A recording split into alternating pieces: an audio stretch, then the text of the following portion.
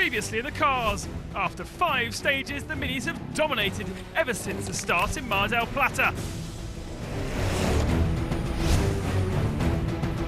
Stefan Pederhansel, though, is in control of the rally at the front of the field.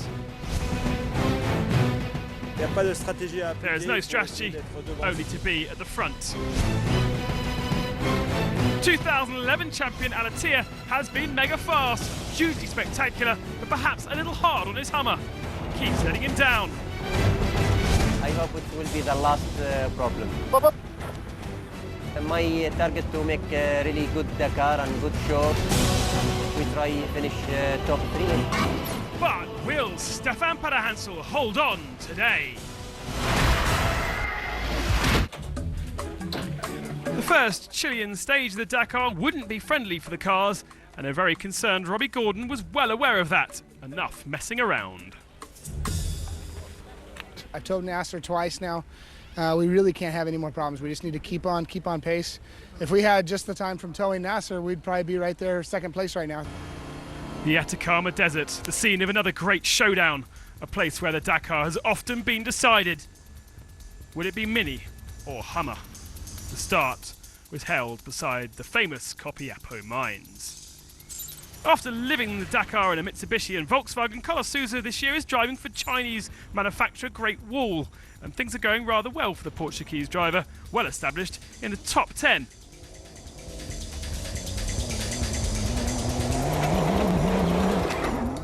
The dunes of Copiapo have no secrets for Giniel de Villiers, but would the Toyota survive them? The first part of the stage went well for the South African. The second part we're not so sure about. A lot tougher for sure, and he lost 10 minutes to his rivals.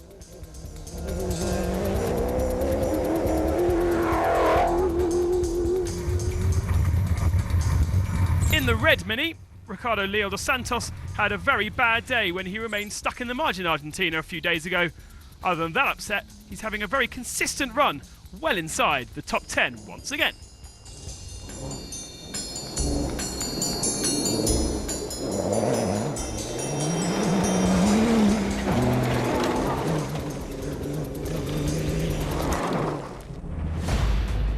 For the 5th consecutive special, Nani Roma finished inside the top 5. He, however, was under the pressure from Robbie Gordon for 3rd place on the podium.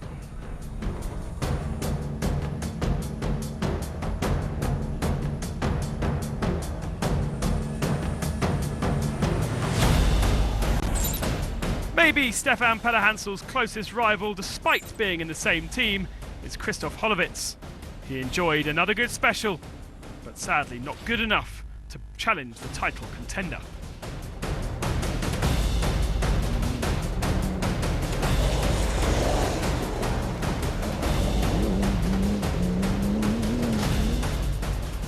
Therefore, best of the Mini boys was once again Stefan Pederhansel. The 9-time Dakar champion was hunting for his 3rd success of this year and took off 3rd and eventually caught up and dropped Robbie Gordon. He finally finished with overall leading position, but would that be enough to keep the special win as well?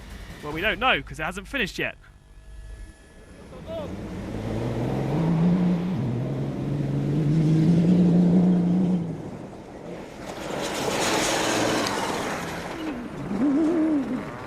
No was the answer, that's for sure. Nasser Al-Attiyah is chasing hard.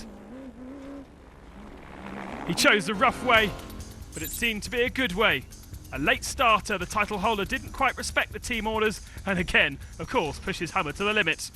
But this time it worked. There was no problems, there were no mistakes, and it's his first stage success of this year for Nasser Al-Attiyah. It's 13th on Dakar. Is it a lucky 13?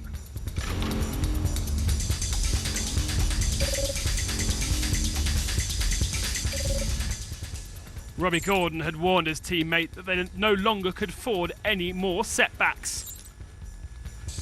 He pushed extremely hard, like his teammate, and it would be a fine day for the Hummers. A 1-2 in the stage standings going into the rest day.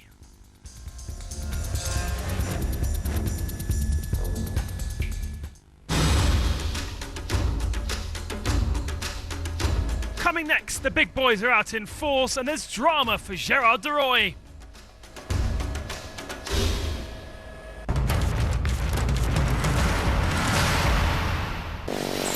In this first tricky climbing part of the stage, riding is pretty technical, even for the best pilots. A crash for number 49, Marek Dabrowski, in the ravine. The pole seems to be losing energy. He'll manage to restart and enter the first part of today's stage in 37th position.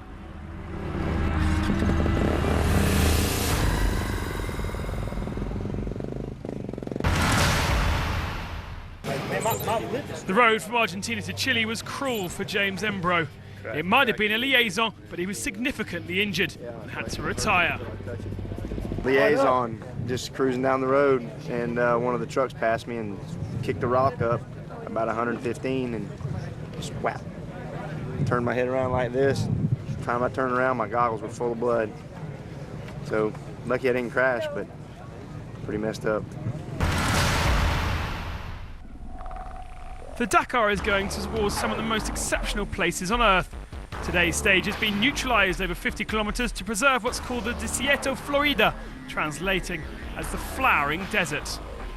As always, the Dakar takes care of its environment and every place visited.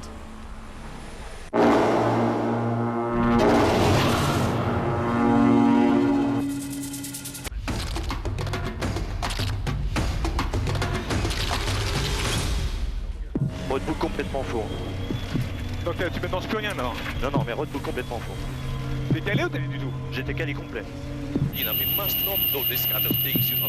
We must know what we are doing. Yes. Now we were really like amateurs here. Hello. Sorry, did you see Hiroshi pass? He passed?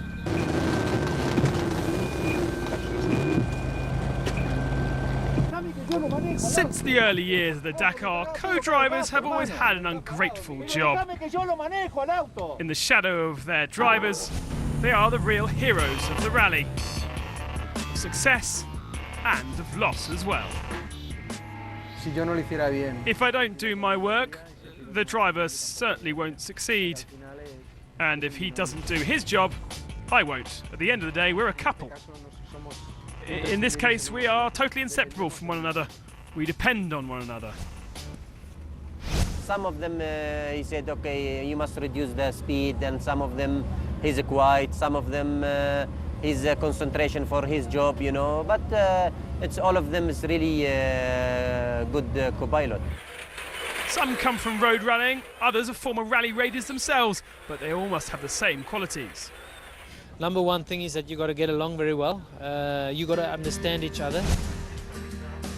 You're in a difficult situation and you can do things in the right way to get out of it in the quickest way possible, you know, then it obviously works. As often in a team effort, things can get extremely tense.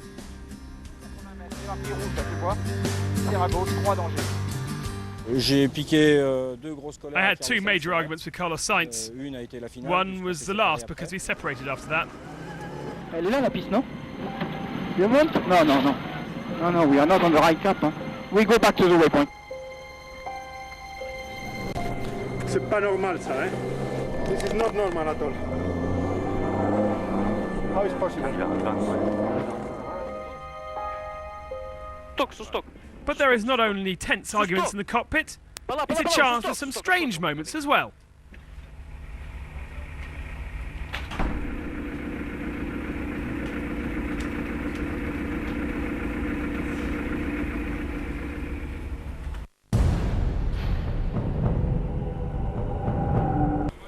It's a late start for the truckers up in the mountains.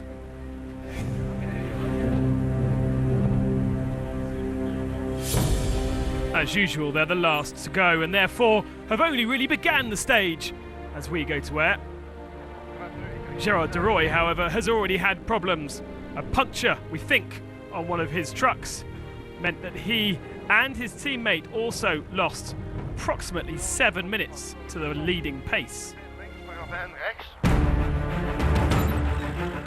Mickey Biazon was right behind and therefore he helped him out to change the tyre. Biazon lost 10 minutes on the rally lead.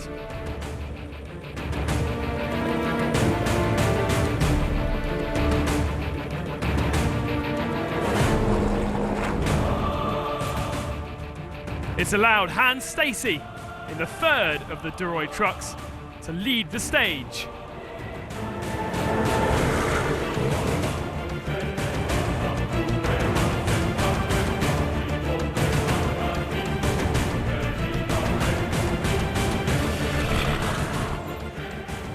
And with Eduardo Nikolaev gone in the Kamaz, it looks as though the flag is being flown very much by Arthur Advictus. He's doing a good job in his Astana run machine. At the moment, lying in second position, but having a great fight with the two guys just behind, despite these few errors we're seeing. It's Alex Lopez who is in touch with Advictus, fighting over what will be second on the day in his yellow Tatra.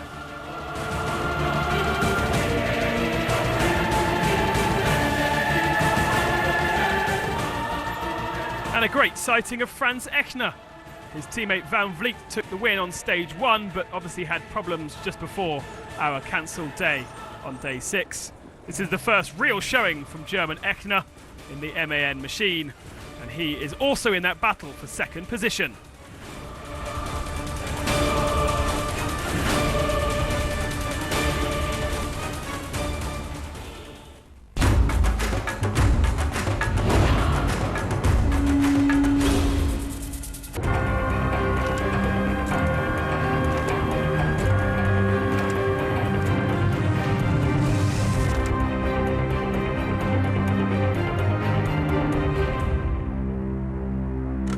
The 18th of January 1988, Mali. In the morning of the 14th stage of the Paris-Algiers-Dakar, a crazy rumour spread out of the bivouac. The Peugeot 405 of Ari Vatanen had disappeared. Peugeot team manager Jean Todt had dealt with the crisis on the phone. What happened is that at 7:15 in the morning I received a phone call in my room. Probably a European person. He said he had the car and told us to come and get it with 25 million CFA francs. Now all we want is find the car. Apparently the car had been stolen, but it was spotted just outside Bamako. At the start of the special, everyone was astonished. Crazy comments propagated. It was thought perhaps Peugeot were responsible for the car disappearing so that they could repair it. But when rally leader Juha Kankkunen took the start, no one knew where the other 405 was. But then... 5 kilometers after the bridge towards the airport. Yes. In a field. In a field? Yes. The whole story is just incredible. It's really like in a film. What happens now with the race? I think if it is true that my car has been found, I'm sure the race continues. Car is good. Car is good. Okay. Ari Vatanen eventually recovered the car in a perfect state. But the Finn started the special after 30 minutes allowed by the rulebook, and so the following day was disqualified, and Kankkunen went on to win.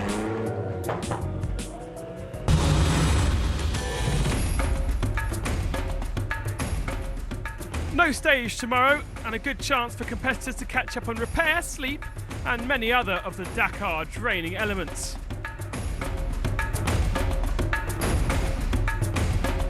But there's no rest day for us. We'll be back with a look back at the week and also some unseen footage as our and your Dakar adventure continues.